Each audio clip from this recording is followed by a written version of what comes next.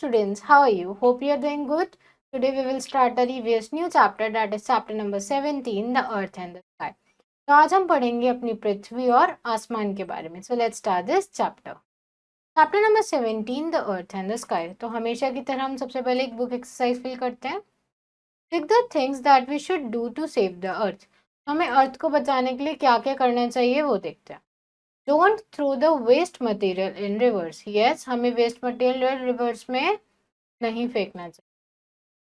Plant more trees to save the earth. अर्थ को बचाने के लिए बहुत सारे ट्रीज को प्लांट करना चाहिए. 2. Use public transport to avoid air pollution. जैसे एयर पोल्यूशन कम हो, हमें पब्लिक ट्रांसपोर्ट यूज करना चाहिए रेदर देन कि हम अपनी अलग अलग कार्स में जाएं. Yes. A child stopping a man from cutting the tree. जैसे एक बच्चा एक आदमी को ट्री काटने से रोक रहा है, so we should also do it to save our earth. Okay? Next is the earth. अब हम पढ़ेंगे अपनी अर्थ के बारे में. We live on the planet Earth. The shape of the earth is like an orange. The earth surface is all land and water. तो हम कौन से प्लैनेट पे रहते हैं? अर्थ पे. अर्थ की शेप कैसी है? एक ऑरेंज जैसी, राउंड और स्पेयर. एंड अर्थ सरफेस क्या है? पानी एंड लैंड. सिर्फ क्या है इस पे? पानी और जमीन है.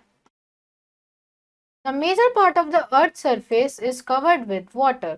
तो ज्यादातर अर्थ का हिस्सा पानी से कवर्ड है. Therefore, it is often called the blue planet. क्योंकि ये पानी से कवर्ड है, हमें ब्लू ब्लू दिखता है, तो हम इसको क्या बोलते हैं? Blue planet. The land on the earth is divided into big masses or pieces called continents. तो हमारा अर्थ बड़े बड़े लैंड masses में डिवाइडेड है, जिसको हम कॉन्टिनेंट्स बोलते हैं. There are 7 continents on the earth. Earth के ऊपर टोटल 7 continents है. The huge water bodies on the earth's surface are known as oceans. तो बड़ी बड़ी वाटर बॉडीज अर्थ के सरफेस पर क्या कहलाती हैं? Ocean. The earth is surrounded by a layer of air called atmosphere. तो अर्थ के अराउंड जो चारों तरफ एयर की एक लेयर है, हम उसको क्या बोलते हैं? Atmosphere. Earth is the only planet which has animals, plants and human beings living on it. The living things together with land, water and atmosphere on earth form our environment. तो सिर्फ अर्थ ही एक ऐसा प्लैनेट है जिसपे animals, plants और हम human beings रहते हैं. Only on earth the life is possible. और कहीं भी कोई भी सर्वाइव नहीं कर सकता और किसी प्लैनेट पे, है ना. एंड अर्थ, हमारी अर्थ में जितना भी लैंड है, वाटर है, हम लोग मिलके क्या बनाते हैं? पूरा अर्थ का environment. Okay. The natural objects that we see in the sky are called heavenly bodies. तो वो नेचुरल ऑब्जेक्ट जो हमें स्काई में दिखते हैं उनको क्या बोलते हैं? Heavenly bodies. जैसे कि sun, moon, stars, they all are heavenly bodies. Let us learn about some of them. तो अब हम कुछ हेवनली बॉडीज के बारे में पढ़ते हैं. ओके, उससे पहले हम ये पढ़ लेते हैं. Asia is the largest continent. Pacific ocean is the largest ocean in the world. तो एशिया दुनिया का क्या है? लार्जेस्ट कॉन्टिनेंट है और पैसिफिक ओशन लार्जेस्ट ओशन है. We observe 22 April every year as the World Earth Day. तो World Earth Day कब आता है? April 22 को. Now the sun. अब हम पढ़ेंगे sun के बारे में. We see the sun in the sky during the day. Sun is a huge ball of fire. It gives us heat and light. The heat of sun has made life possible on the earth.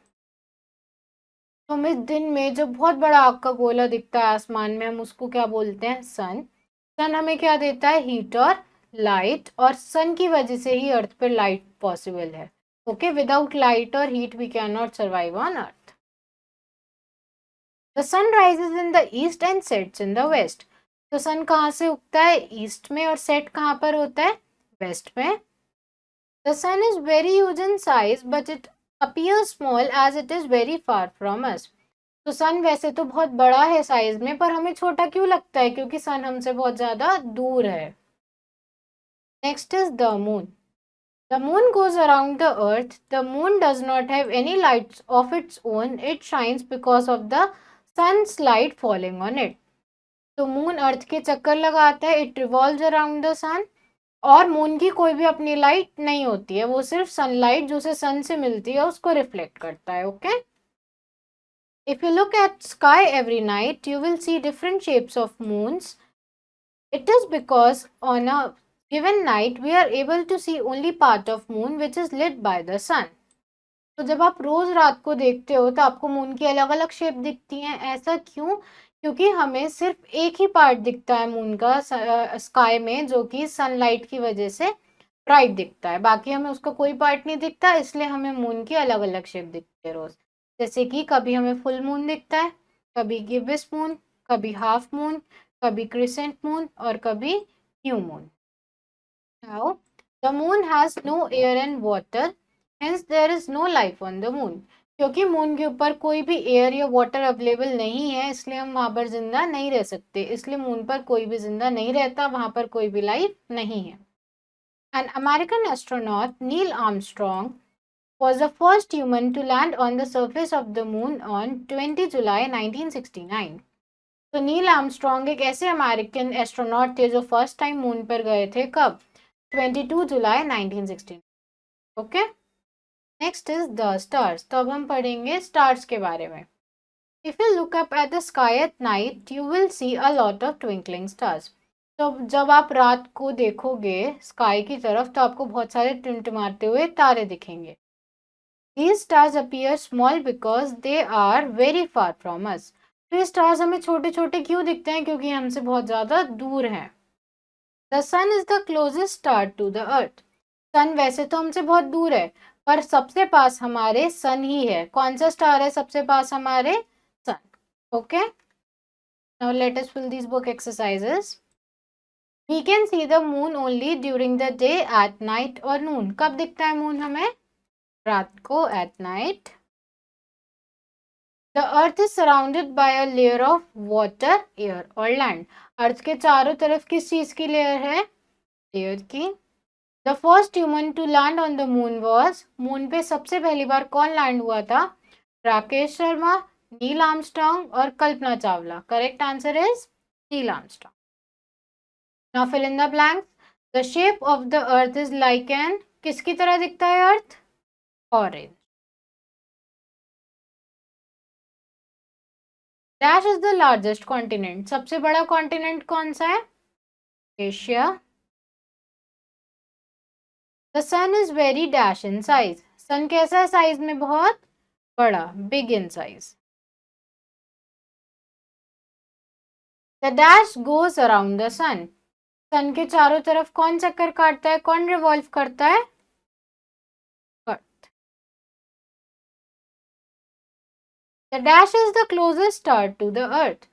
तो अर्थ के सबसे पास कौन सा star है?